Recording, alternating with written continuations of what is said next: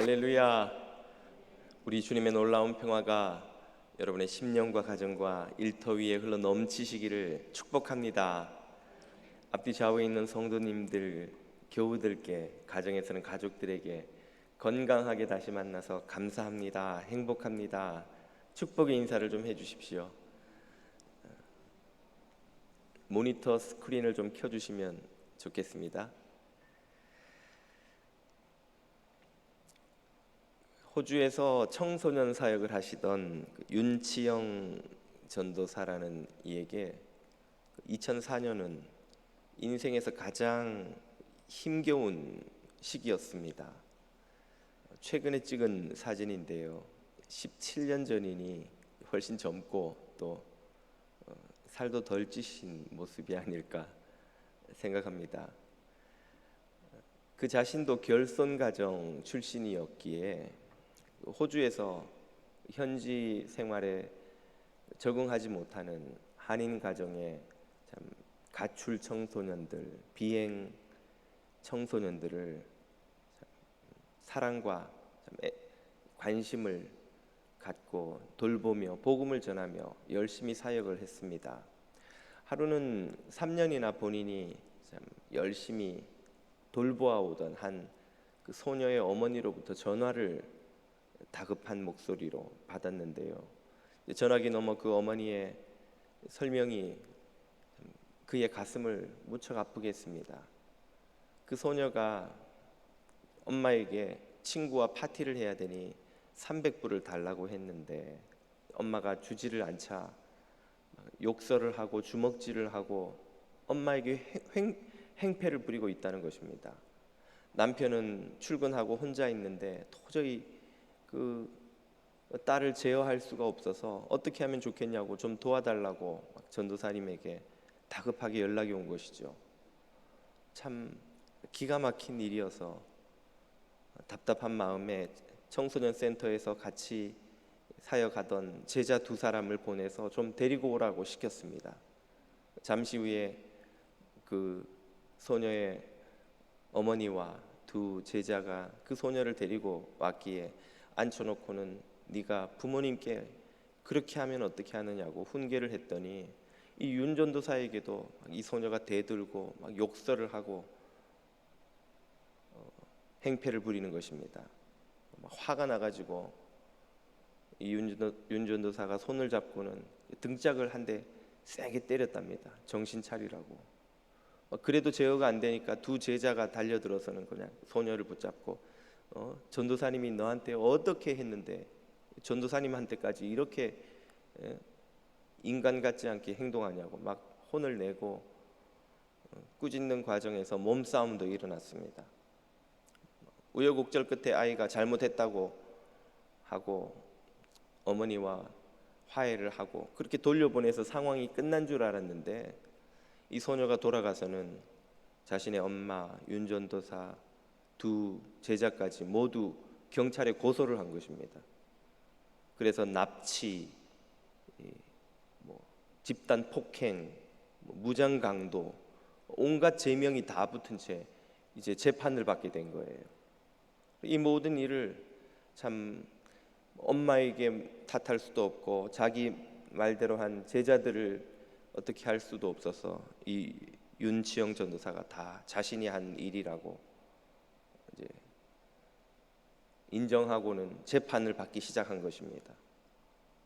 재판 과정 중에 구치소에 수감이 되는데 호주 뉴 사우스 웨일즈에 있는 그 주의 구치소는 버스가 지하로 한참을 내려가더래요. 그래서 내리니까 온몸에 문신을 한 온갖 인종의 갱들이 막 그 구치소에 버글버글 하면서 이 윤전도사가 오는데 막 소리를 지르며 환영을 하더라는 거예요. 그 컴컴한 구치소를 내려가다 보니까, 그리고 그 장면을 마주하니까 순간적으로 드는 생각이 여기가 지옥인가? 지옥이 있다면 이런 곳인가? 막 그런 두려움이 생기더라는 것이죠. 자신에게 참 붙여진 그 죄목대로 다 재판이 이루어져서 형을 받으면 이건 수십 년형이 나오는 거예요. 아, 내 인생은 여기서 끝났구나.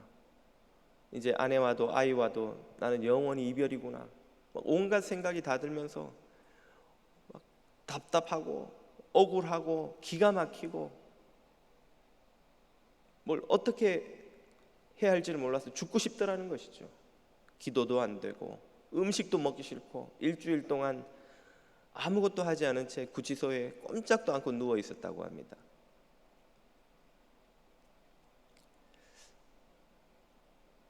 이런 기가 막히고 답답한 억울한 일들이 이 윤치영 전도사에게만 일어나는 것이 아니죠.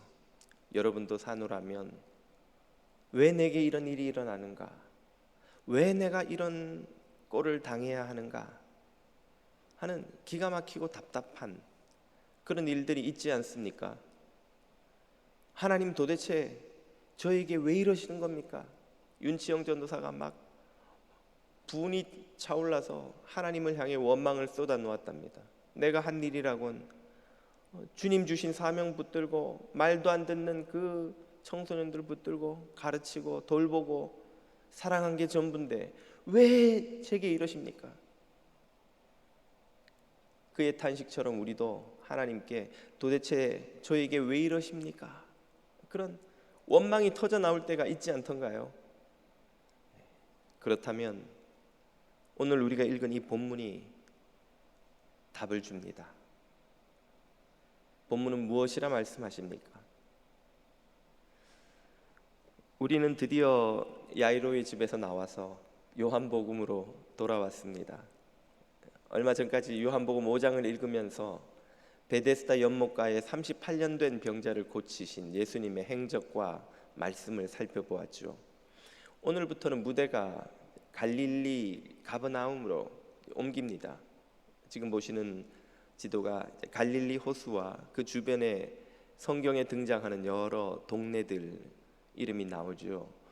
가장 북쪽에 보시면 팔복산 옆에 가버나움이라고 타운이 하나 있습니다. 여기가 예수님의 공생애의 선교 캠프, 베이스 캠프라고 할 수 있습니다. 나사렛에서 자라셨던 예수님은 공생애를 시작하시면서 가버나움으로 옮기셔서 아마도 베드로의 집에 머물면서 그 전도 여행을 하시고 또 예루살렘을 방문하신 그런 방식으로 사역을 하셨죠. 가버나움 옆에 보면 벳세다라는 타운이 있습니다. 그 타운 앞에 넓게 펼쳐진 평원이 있는데요. 거기가 오늘 이 사건의 무대라고 학자들은 보고 있습니다. 이 벳세다는 어떻게 생겼는가? 사진으로 한번 보시면 갈릴리 동쪽에서 바라보는 그 호수와 주변 도시들입니다. 그래서 오른쪽에 가버나움과 벳세다가 있죠.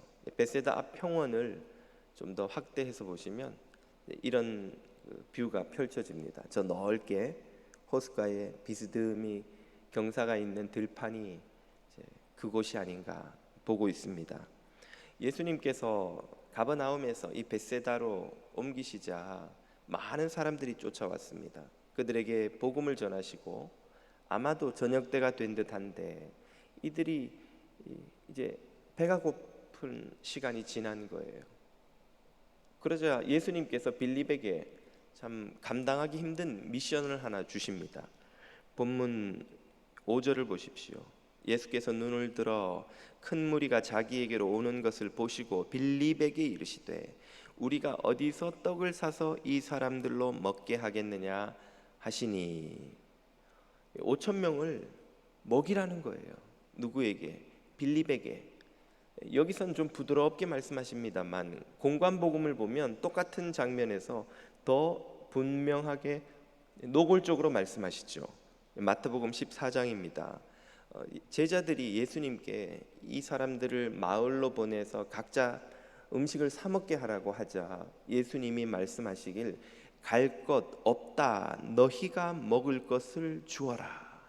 너희가 저 5천 명을 먹이라는 거예요.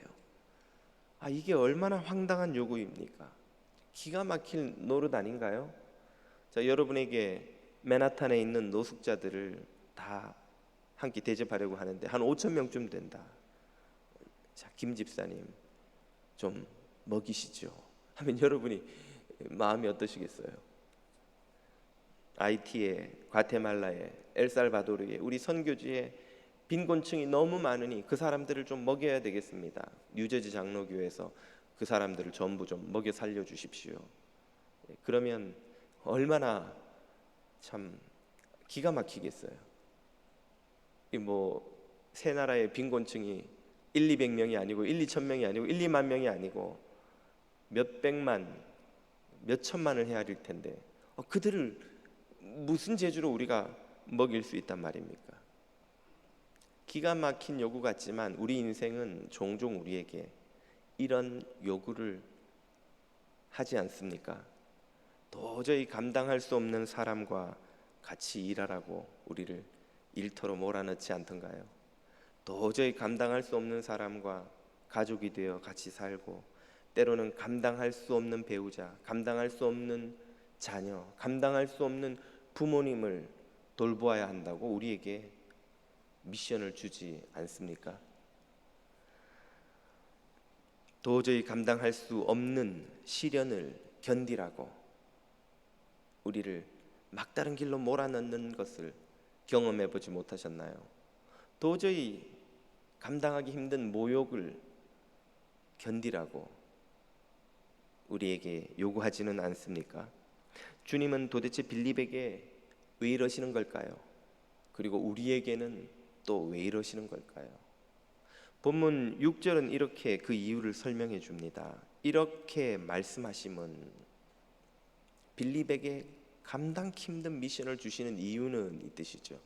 친히 어떻게 할 것을 아시고 빌립을 시험코자 하심이라. 아멘. 그 이유가 여기에 있습니다. 감당할 수 없는 임무를 맡기는 것은 빌립을, 그리고 우리를 시험하시기 위함이죠.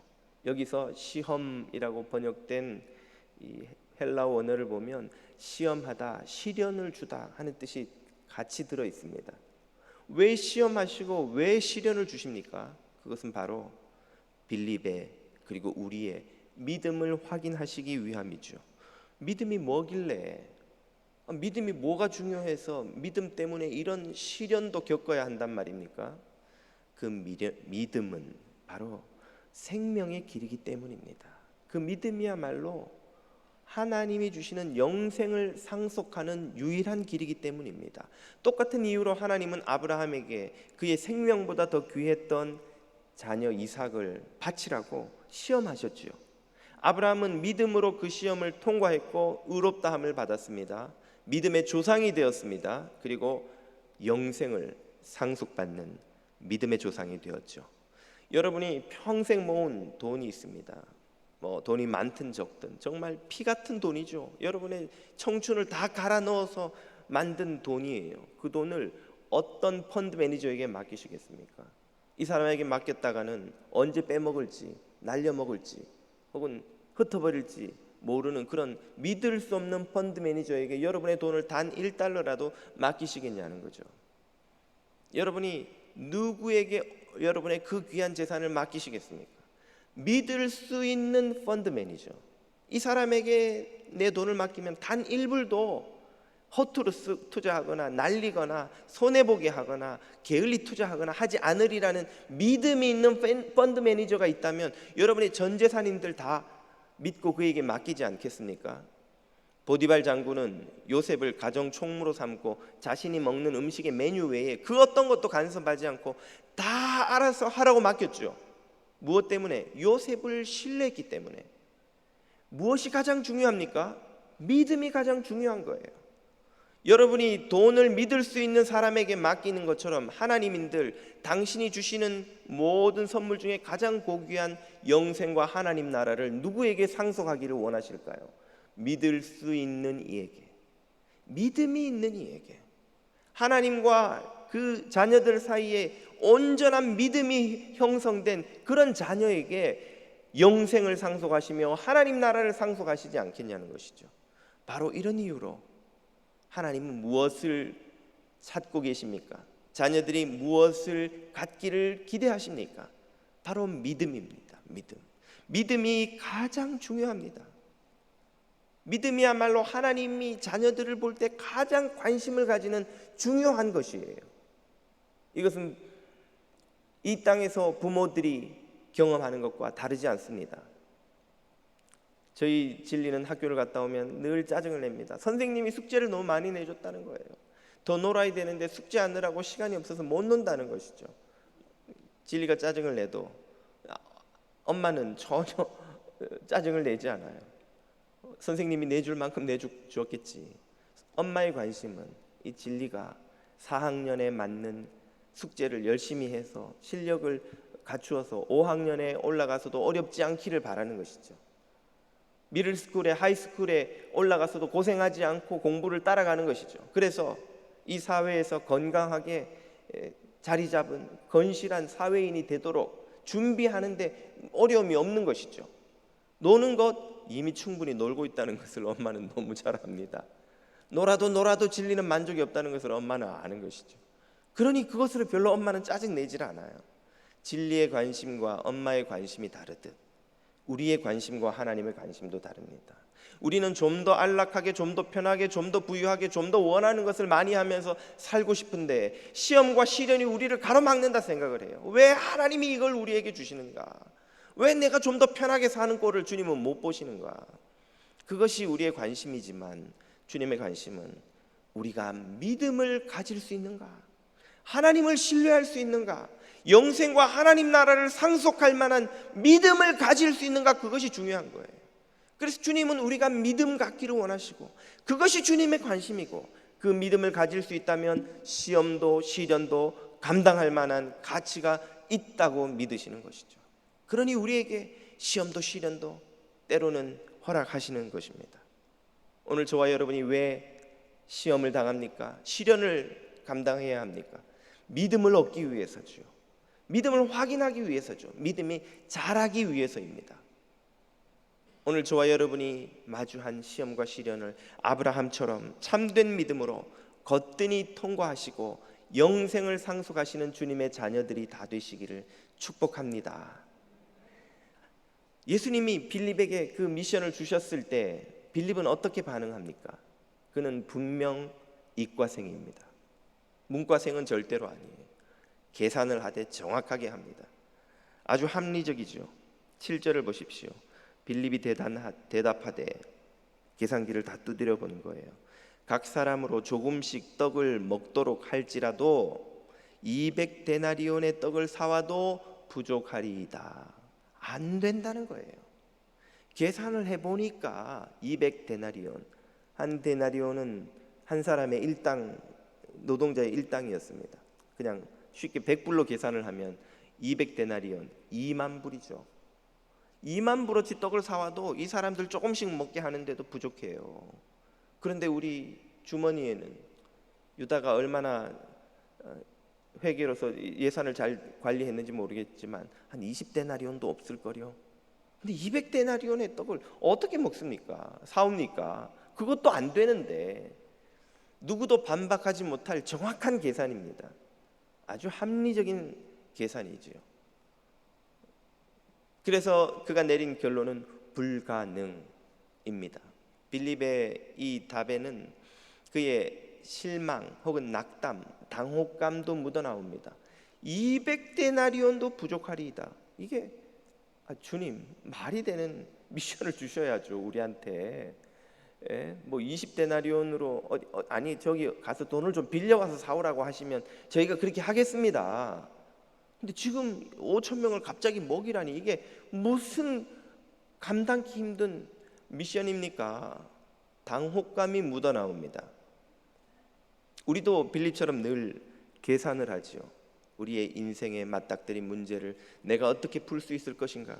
내 능력으로, 내 학력으로, 내 연봉으로, 내 실력으로, 내 수준으로 아무리 계산을 두드려 봐도 답이 안 나오는 거예요. 이 문제는 극복할 수 없습니다. 이 시련은 내가 감당할 수 없어요. 이 문제를 내가 해결할 능력이 내게는 없습니다. 불가능합니다. 당혹감이 거기 묻어나옵니다. 우리도 쉽게 낙심합니다. 빌립처럼. 그러나 빌립도 그렇고 우리도 늘 그렇듯이 한 가지 결정적인 실수가 여기에 있습니다. 빌립은 계산할 때 중요한 변수 하나를 넣지 않은 거예요. 그의 계산식에 빠져있는 그 중요한 변수는 바로 그의 눈앞에서 이 미션을 주고 계시는 예수 그리스도이십니다. 예수님이 지금 눈앞에 계신다는 사실을 빌립은 전혀 고려하고 있지 않아요. 그 예수님이 어떤 분이십니까? 그는 이미 답을 가지고 계신 분입니다. 6절을 보십시오. 이렇게 말씀하심은 친히 어떻게 하실 것을 아시고 빌립을 시험코자 하심이라. 주님이 시험을 주실 때에, 시련을 허락하실 때에는 그 시험을 극복할 길을 주님이 이미 알고 계신다는 거예요. 주님 마음속에는 어떻게 이 문제를 해결할지 답이 이미 들어있다는 거예요. 요즘 젊은 애들이 흔히 하는 말로 주님에게는 계획이 다 있습니다. 주님은 벌써 다 생각하고 계시는 거예요. 그 주님을 빌립은 전혀 계산치 않고 있는 것이죠.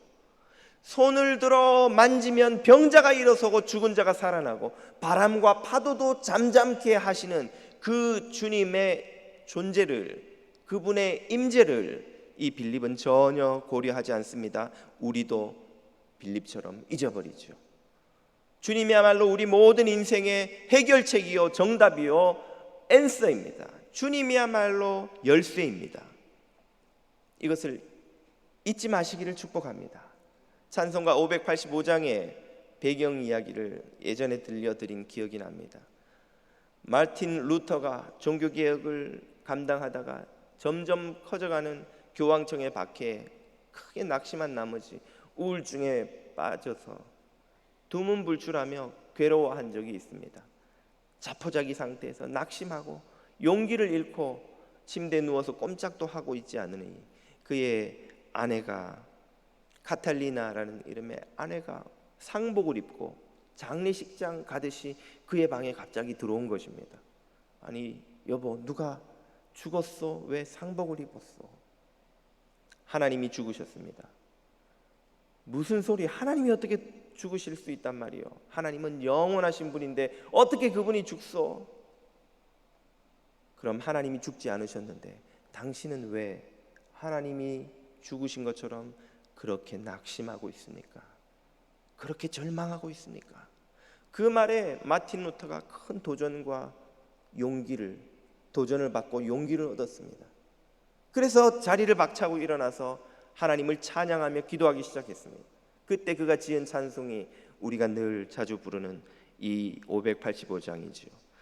내 주는 강한 성이요 방패와 병기 되시니 큰 환난에서 우리를 구하여 내시리로다. 이 장수 누군가 주 예수 그리스도 만군의 주로다.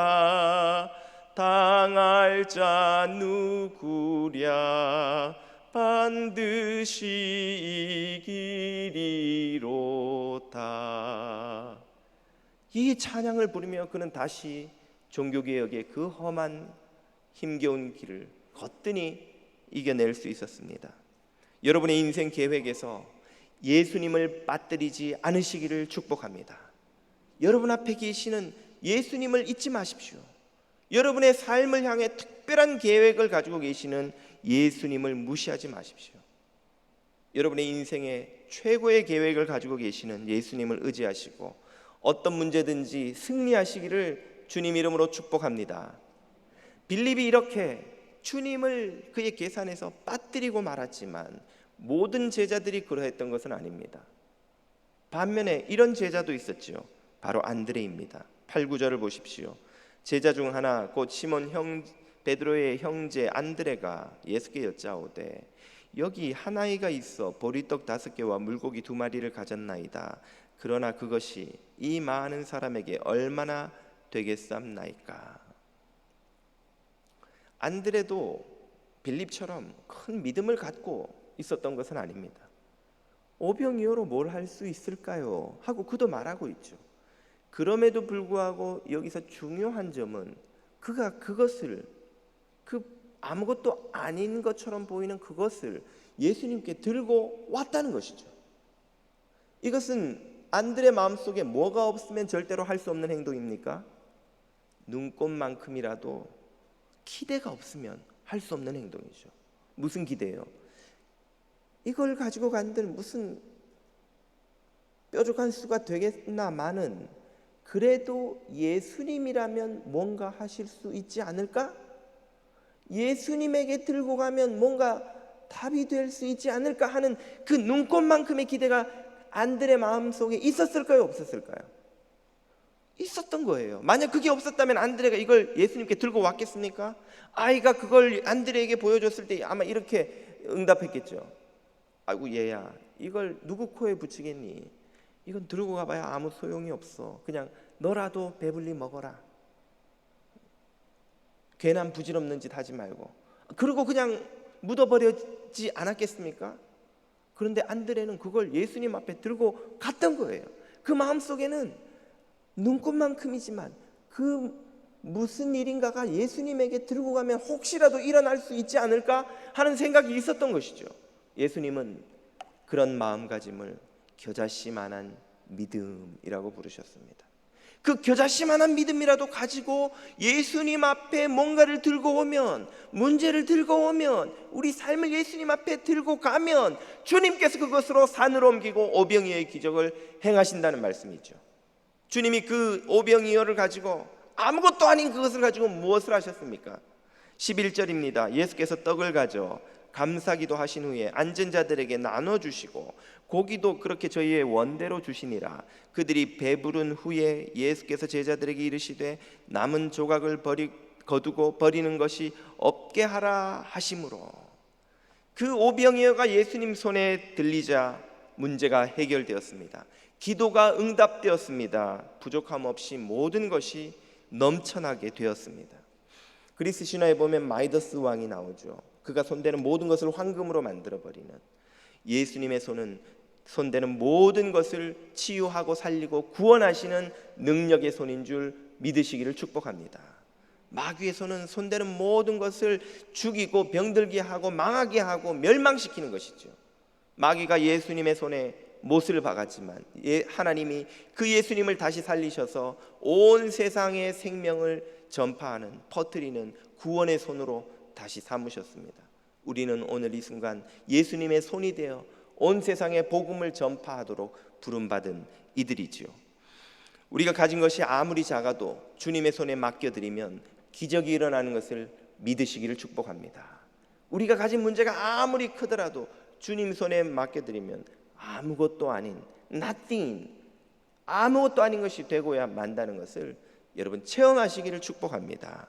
우리 인생의 모든 시련과 고민과 고난과 문제와 우리의 사명과 선교를 모두 주님 손에 맡겨드리면 주님께서 하늘을 우러러 감사기도 하시고 그것을 통해 구원을 이루시고 기적을 일으키는 것을 체험하시는 여러분이 되시기를 주님 이름으로 축복합니다. 앞서 소개드렸던 윤치영 전도사가 구치소에서 일주일을 그렇게 힘겹게 지내고 나자 같은 방을 쓰는 2인 1실에 있던 온몸에 문신을 한 백인 죄수가 윤치영 전도사에게 묻더랍니다. 네 죄목은 뭐냐? 납치, 집단폭행, 무장강도. 네 직업은 뭐냐? 교회 전도사. 응? 전도사가 무슨 납치, 집단폭행, 무장강도냐? 그래서 여차여차 이러이러하게 일이 되었다고 쭉 설명을 해주는데 주님의 성령이 윤치영 전도사의 마음을 움직이시기 시작하시는 겁니다. 그 백인을, 그 죄수를 전도해야 되겠다는 생각이 드는 거예요. 그래서 물었습니다. 넌 하나님을 아냐? 모른다. 하나님이 너를 사랑하시는 것을 아냐? 그럴 리가 있느냐? 하나님이 나 같은 걸 왜 사랑하냐? 들어봐라. 이 뉴 사우스 웨일즈에 구치소가 10개가 넘는다는데 거기 죄수가 몇 명이나 있겠냐? 한 5, 6천 명 있다. 그 죄수들 중에 목사 전도사는 몇 명이나 있겠냐? 아마 너 혼자뿐일 거다. 그러면 그 5, 6천 명의 죄수 중에 이 한 명뿐인 목사 전도사와 한 방을 쓸 확률이 몇 %나 되겠냐? 엄청 낮겠지. 그런데 네가 나하고 한 방을 쓰고 있지 않냐? 하나님이 너를 사랑하셔서 나를 너한테 보내신 거다. 오 마이 갓 그러더라는 거예요. 정말이냐고. 하나님이 정말 나를 위해서 널 보냈냐고. 그러면서 물었답니다. 넌 죄인이 맞냐?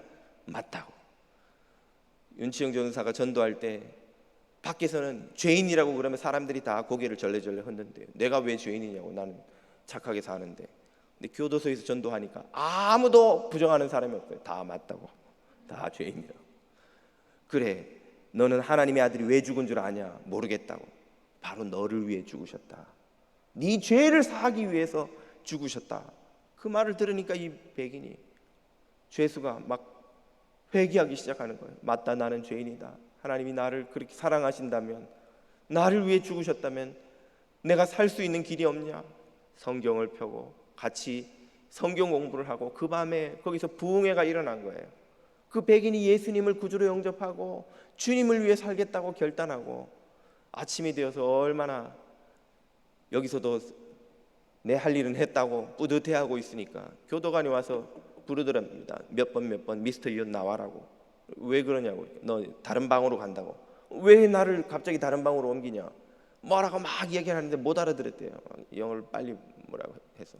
이유도 모른 채 다른 방에 갔는데, 그 방에 갔더니 그 방 죄수가 또 묻더랍니다. 네 제목은 뭐냐? 납치, 집단 폭행, 무장강. 네 직업은 뭐냐? 교회 전도사. 전도사가 웬 납치냐? 그래서 자초지종을 이야기하고, 그렇게 해서 똑같이 어제 했던 레파토리 그대로 전도를 하니까 그 방에서도 그 사람이 회개하는 거예요. 그래서 그 사람과 밤새 부흥회를 하고 예수님 영접하고 전도하고 나니까 다음날 미스터 윤 또 나오라 그래가지고 또 다른 방에 집어넣더래요. 이유도 모른 채 일주일 동안 계속 방을 옮겨가면서 전도를 했는데, 매일 밤 만나는 방 죄수 룸메이트마다 회개를 하는 거예요. 마지막 날에 7일째는 베트남 갱을 전도했는데, 이 갱이 회심하고 나서 또 방이 바뀌어서 딴 데로 갔는데, 교도소 이제 채플린이, 그러니까 교도소 목사죠. 교목이 찾아온 거예요. 미스터 윤이 누구냐고. 그래서 내가 미스터 윤인데 왜 그러냐고. 그러니까 어제 자기가 놀라운 일을 경험했다는 거예요. 무슨 일이냐? 호주 교도소에는 각 인종 언어별로 성경이 다 있는데 다른 나라 성경책은 다 나가도 베트남 성경책은 한 번도 나간 적이 없었다는 거예요. 근데 어제 한 베트남 죄수가 와서 50권 모아놓은 걸 다 들고 갔다는 거예요.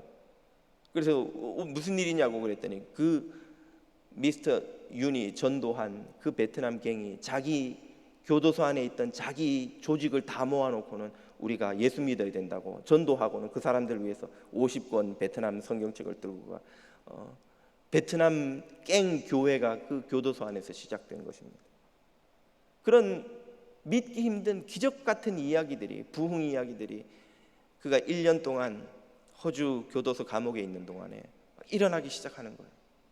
어느 날 윤치영 전도사가 문득 드는 생각이, 저 영혼들을 구원하려고 하나님이 나를 보내셨는가?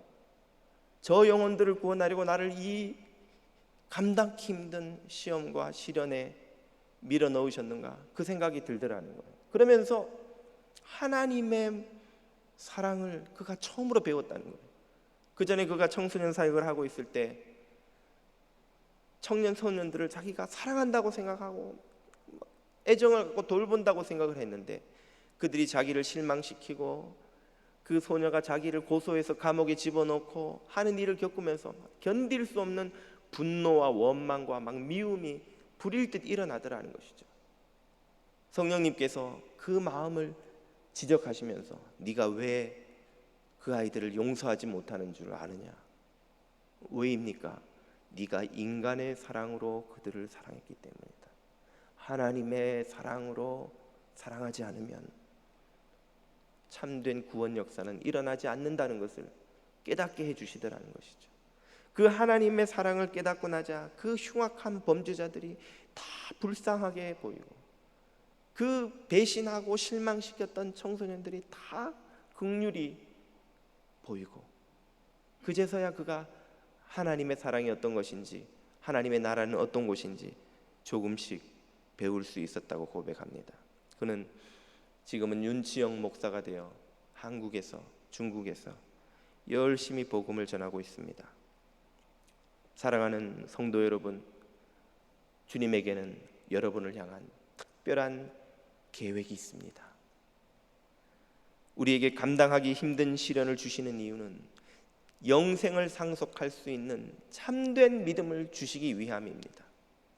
그러므로 너희가 먹을 것을 주어라, 감당하기 힘든 요구를 주님이 우리에게 하실 때, 우리 인생이 우리에게 감당하기 힘든 시련을 던져줄 때에 안 됩니다, 불가능합니다, 어떻게 할 수 있겠습니까? 낙심하고 낙담하지 말고 그것이 어떤 문제이든 주님 앞에 들고 나가 주님은 하실 수 있사오니, 주님만이 하실 수 있사오니 주님께서 주인이 되어주시고 해결해 주시고 주님이 도와주십시오 라고 주님을 믿고 신뢰하는 그 믿음을 가지시고 아브라함처럼 승리하시고 기적을 경험하시는 성도 여러분 다 되시기를 주님 이름으로 축복합니다. 기도드리겠습니다. 감당할 수 없는 사랑과 은혜를 자녀들에게 주시는 아버지 하나님, 시험과 시련을 통해 우리를 정금과 같이 순결한 믿음의 사람으로 만들어 천국의 상속자가 다 되게 하여 주시옵소서. 예수님의 이름으로 기도드립니다. 아멘.